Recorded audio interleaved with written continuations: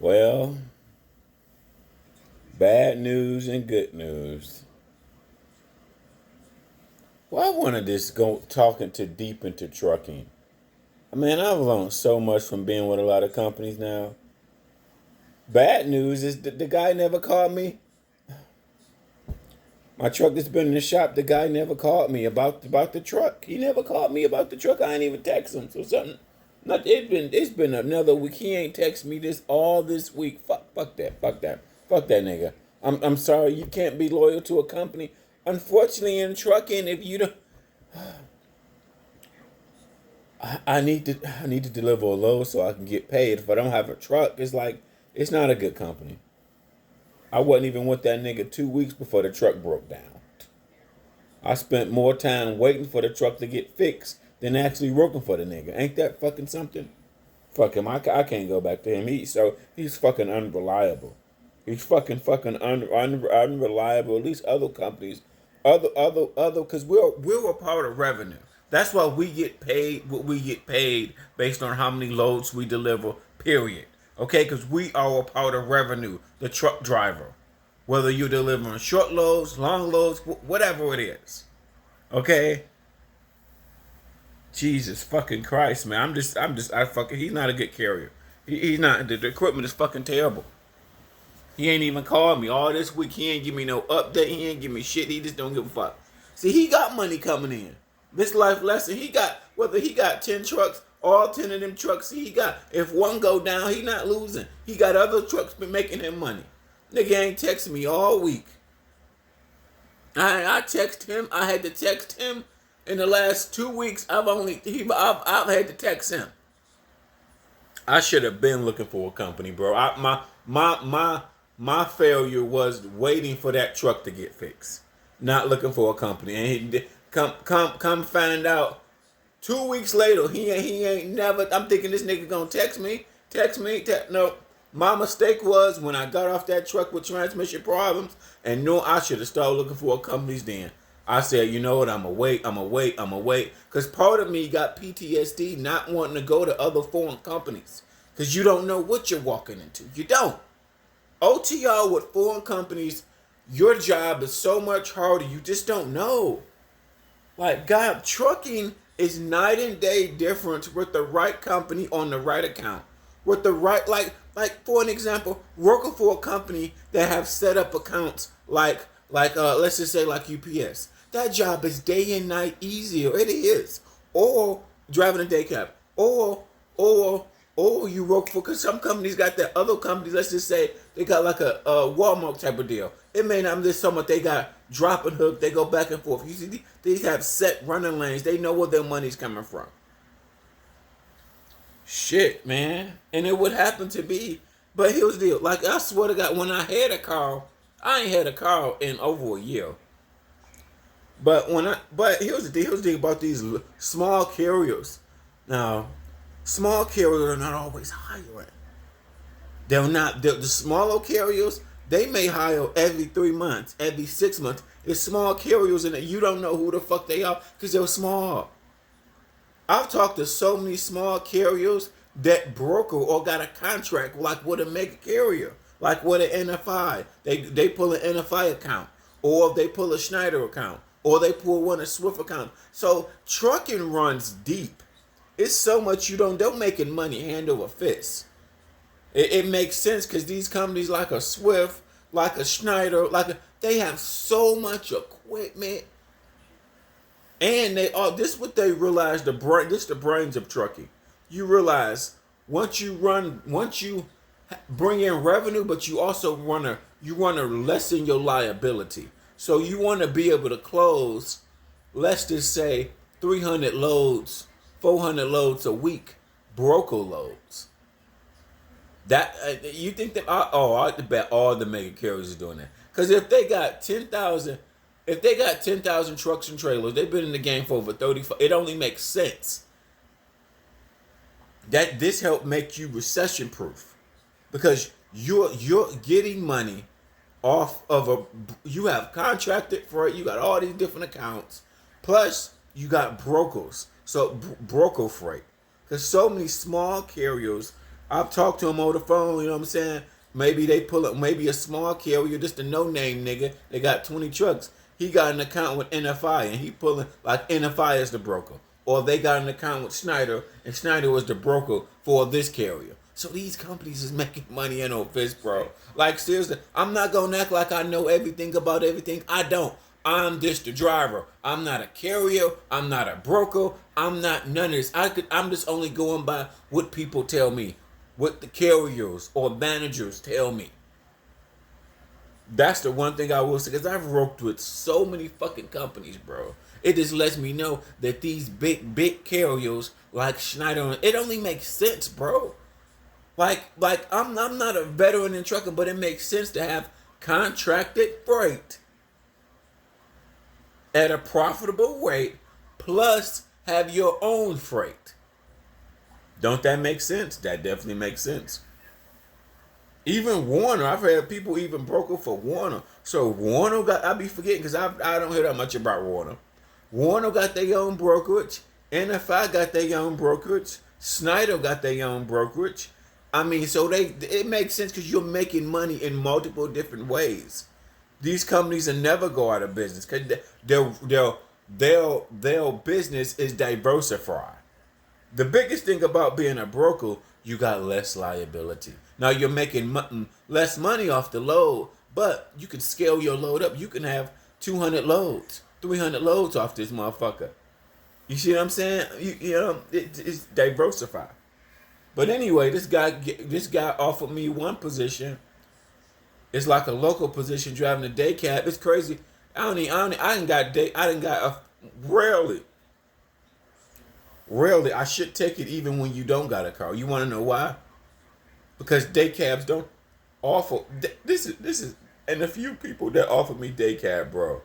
This is why day cab and local. This is why running set lanes is 10 times easier to me than OTR. Because OTR, you don't know where they run it, where they gonna have you run.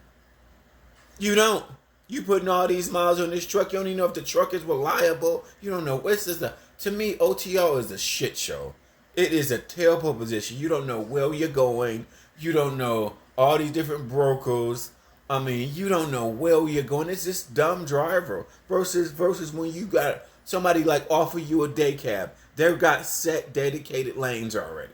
Like how he was talking to me. Like when I've talked to other people, they had like day cab positions or only work the radius. These people, they already got set running lanes. Set running lanes. They already got set running lanes, bro. I mean, you know, OTR is, you know, I'm saying, but there's so many small companies, a lot of small companies, no name. So, like when people ask me, if you work for a small company, you're not gonna know who they are. Companies that got underneath 50 trucks and they only like local to that area, you really ain't gonna know what they are. They're not a Prime, JB Swift, you know what I'm saying? They're not that. So this guy offered me a position and he approved me. I just want to know because you don't can't really talk about that shit till they run your DAC report. Some small carriers don't care. I'm thinking like even though I don't got a car, here's the deal. Some trucking positions when you don't have a lot of options and you give you that position, dude, take that shit. Take that. Even if you got to Uber back and forth till you get a check or two checks to get a check, but the long term it's worth it because you work in set areas. It's like, I mean, why don't nobody see how OTR is shitty? Because you don't know where you're going. You don't. Like the guy that was hiring me, he said like he's the hiring manager. He's the hiring manager, but he got a dispatcher that dispatches the load. But he's the hire. He's over the fleet. I don't know how many trucks he got. Maybe he got 30 trucks or whatever. I don't know. Usually they got in between 20 and 30, somewhere around that type of capacity, somewhere around there. But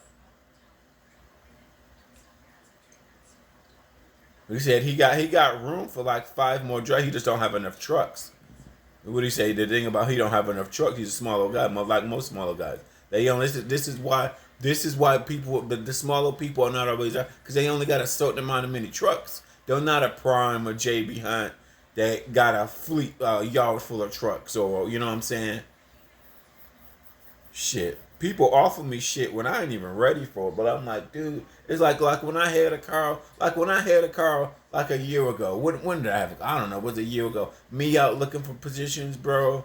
That's what I really want. I spent 6 months, dude. I spent months looking for something. I did find one. I remember, but what was the bad about that position I found? It was at nighttime, bro. It was an hour outside the city, and it was at nighttime. I couldn't do it. I'm falling asleep. I'm sorry. I'm sorry. I couldn't do it. I couldn't do it. I tried all them night positions. I can't do it. I can't do it. I fall asleep behind the wheel. I done did that several times, trying to be the man, trying to be super trucker. I can't, dude. I can't start a shift at 8 o'clock at night. I can't start a shift at 10 o'clock at night. I can't do that, bro.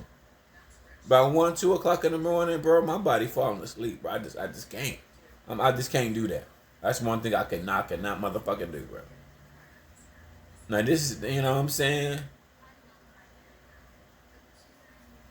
Trucking overall, even the day cab positions. Now some of them has been a little bit less. Oh, you can't count on OTR. Cause here's the deal with us OTR. OTR, your checks varies. Like I may be somewhere shitting at a shipper all weekend. Like to me, OTR, it's you don't know what you're walking into. Just because you may be somewhere stuck with a breakdown. You may be somewhere waiting to get unloaded.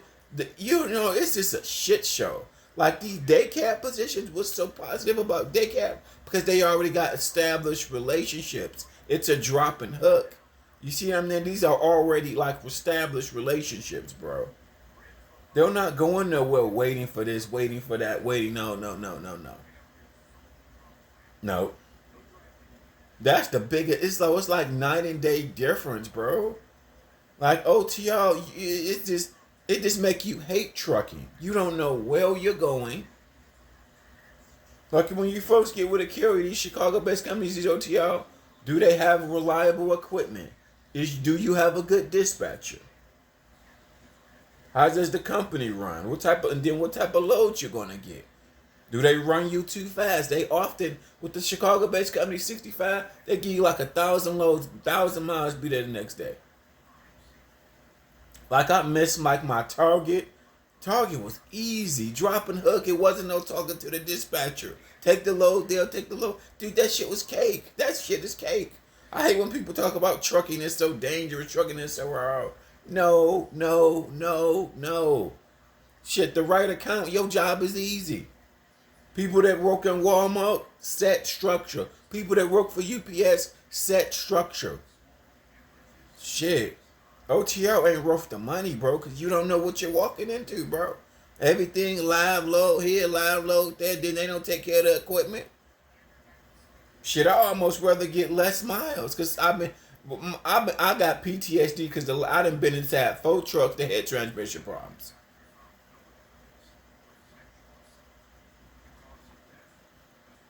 Now, I'm not gonna say they cab, but they probably take care of their shit. Or they got backup, either take care of their shit or got backup trucks. Now, sometimes people got backup trucks and why, I mean, you know what I'm saying? It makes sense to have back because you want to keep people making money. OTR, they just leave you sitting in the road somewhere. Been sitting there, I've been like so basically over the last 6 months, I've been sitting, waiting, breakdown 3 weeks. Like trucking is like being a doctor or a lawyer. It's different type of doctors and lawyers. So you just can't say all of trucking is bad or trucking is not for you. No. This nigga's out here like doing like a UPS account, doing some shuttling, making $35 an hour, bro. Why would you want to leave this pissy job to go to OTO? Fuck that. No. Fuck that. My paychecks has been so inconsistent with OTR. It's not worth the money. The headache of not know. I hate not knowing where I'm going. I hate that. I hate it with a passion. Because every new warehouse is like going to a new job.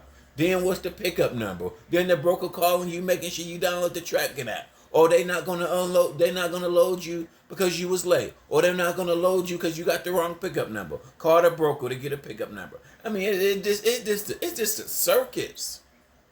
That's why when people say 10, 20 years, that means shit when you on the same account. If you like, to me, just working with a dedicated account for a year to 2 years, you are 10 times smarter than the OTO guy. You are. OTO guy don't know where the fuck he going. From one place to the next. Shit. The person that's on a day cab or dedicated, you know where you're gonna get fuel. You know the customers, the shippers, the receivers. You know all that shit. It is like day and night difference. OTR, your job is harder. It is so much harder. Then don't, you know what I'm saying? Don't let you, like when you out here on this road, don't let you have breakdown problems and this and that. Oh God, no. Like when I first started with reefer with CR England, didn't nobody tell me that's the shittiest part of trucking. One of the shittiest part of trucking to me is during reefer live load. Oh hell no. Hell no. Cause you're gonna be waiting and waiting and waiting and waiting and waiting. Hours at a dock. Think about all the time you spend out here waiting at docks, all the time you spend breakdown. Dude, this is all the unproductive time. I'm sorry, bro. Even to me, even if they pay less per mile to do a day cab job, and from my point of view, dude, I just hate OTL. You don't know what the fuck you're walking into.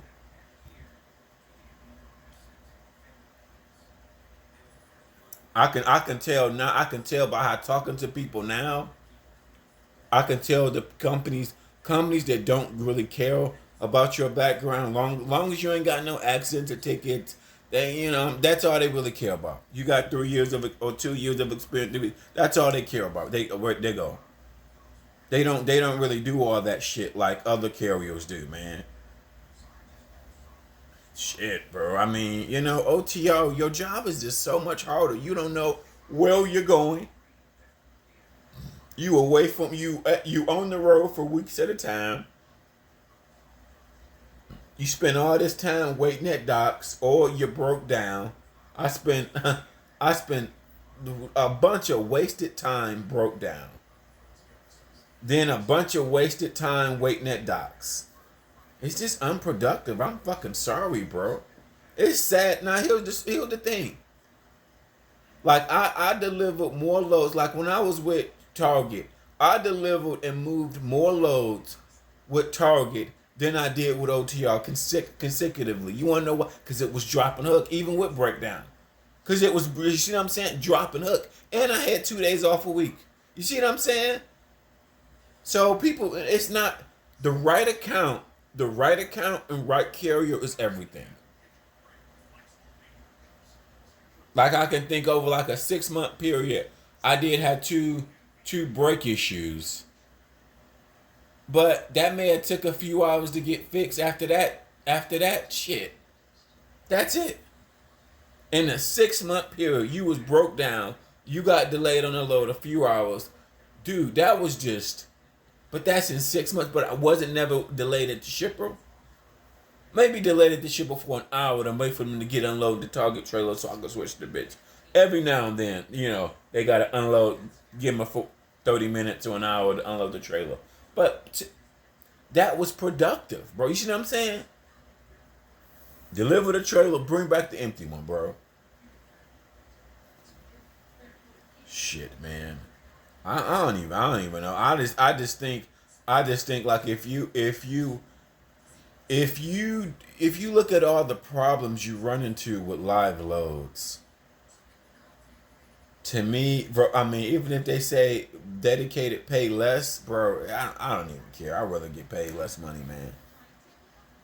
Shit, because I hate not knowing where I'm going. The older I get, I just want to know what I'm walking into. I'm not a lazy driver. Reefer, your radar away there, 2 o'clock an appointment, doing 3 o'clock an appointment, then at 3:30 in the morning, you gotta go pay a lumber fee. It's $300. Then now they empty, so now they want you to leave. So at 4 o'clock in the morning, you got to go somewhere and try to find somewhere to park at 4 o'clock in the morning because this reefer appointment finally let you out. That's miserable. That's the miserable part of trucking. It is. That's night and day compared to UPS and Walmart, guys. You out during reefer, they get unload you, or they took all night unloading you. You was at the dock. Now they finally unloaded you because your appointment was at 1 o'clock. They unload you at 3 or whatever. Now you gotta go. Before you go, make sure you pay this 150 reefer lumber, rather. Dude, that's the shittiest part of it. It is, man. That's why when you having options is everything. You want to position yourself. OTR, see they program your mind out here running miles, running miles, running miles, bro. It's like that for some accounts, but some people, when you get raggedy trucks, no. When you get a raggedy truck, it's really about getting the right account. But see, when you first get with a company, you're programmed. They indoctrinate you. Prime. See, y'all ain't because you're so happy. Oh, I'm a truck driver. Oh, I get to travel the road. Man, fuck all that. Get to the right account, you make money.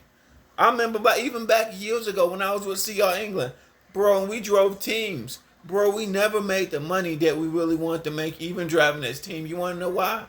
Because something always happened. We waiting at shippers, long hours, that was reefer, because I started doing reefer team. Or breakdown. I'll never forget. Yeah, it was one, when I first started, was it twice or one time? It was at least one time. The truck was broke down so much, we was in a hotel for a week. See what I'm saying? OTR, it just sucks. You going all over, you're waiting. Even with team back when I did, that shit, it wasn't no money. It wasn't hardly shit, but we was new, okay? I was new, but it wasn't hardly nothing. Shit, bro. I swear to God. It wasn't nothing. See, because when you're first new to an industry, the people that come to Prime, the people that go to Schneider, who else does school? CR England, that's what I went through. So they train you, you get indoctrinated on that reefer. Let's just say Prime and CR England. But you don't know it's other sectors of trucking where your job is day and night easier. You don't gotta be rating all day for reefer and doing all that shit, bro. You don't gotta run cross country to make money. You don't. Shit, man, they program you. You think that, you don't. Then you be out here for weeks at a time, and sometimes you're like, man, I ain't hardly made no money. Shit, I ain't hardly made no money, bro. Exactly. Shit, they make money off you because they got good contracted freight and they can run you as much as they can. You know what I'm saying? They ain't hardly paying the drivers anything anyway. So they're making money. They're making money, bro. They're making money. Nah. But, I'll credit CR England. I learned a lot from them. Way better than food service. I'll give him credit. You got to look at the positive. The positive, way better than food service. The average truck driver, this is the positive about trucking. The average it depends on what account you're on. See, trucking is different. We get paid by production. This is why we get paid the way we get paid. Okay? You get paid because you bring in revenue. Think about positions in life. See, food service, I worked in food service. You don't get paid no money. Broke jobs. To me, food service and retail, broke jobs. Now, and then off subject, they're saying like Walmart managers get paid. Walmart managers make $125.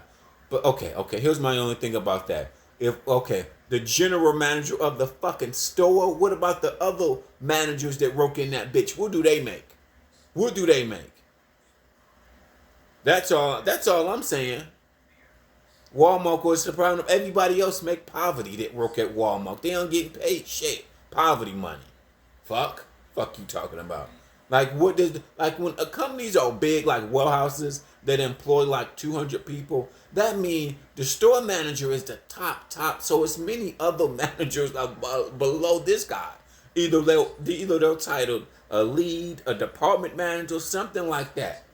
Whatever their title is in management, doesn't matter what exactly. But I know it's probably six other managers underneath that position. What do they start off making?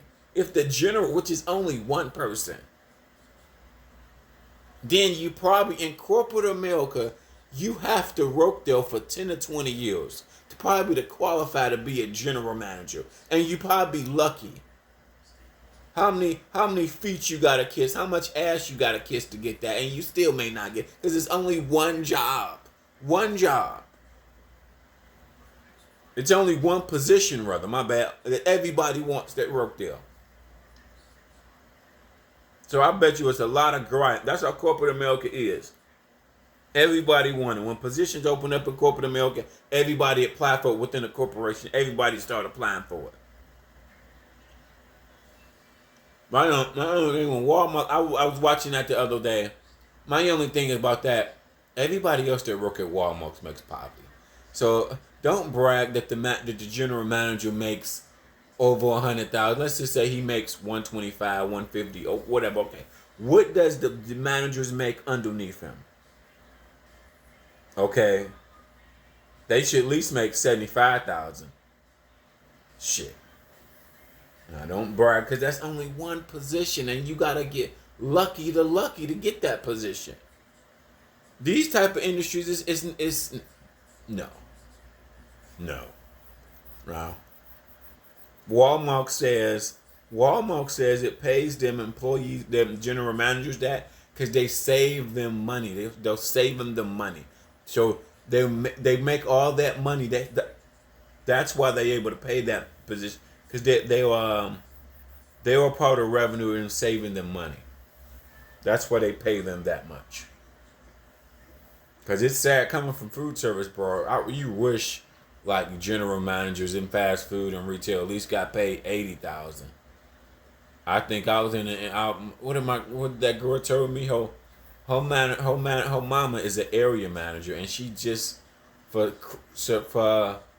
what did she say? What was the fast food it was? Crystals. This is when I was in Atlanta, and her mom just now making 80,000 after fucking 20 years of working there.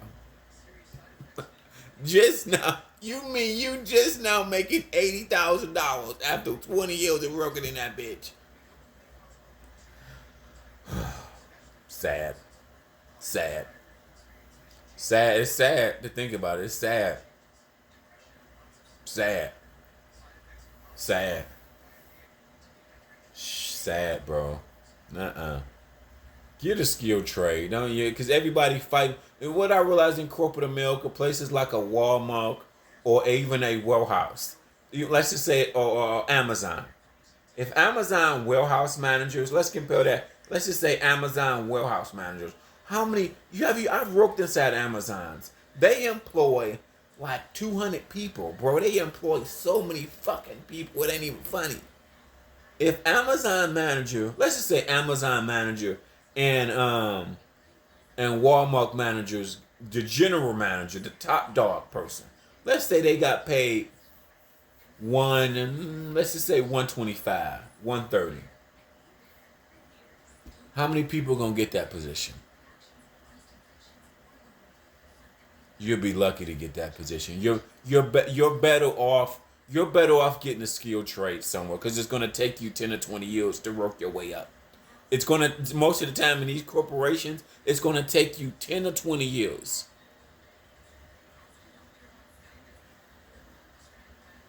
Sucking a lot of toes, sucking a lot of dick, sucking a lot of ass to get up there.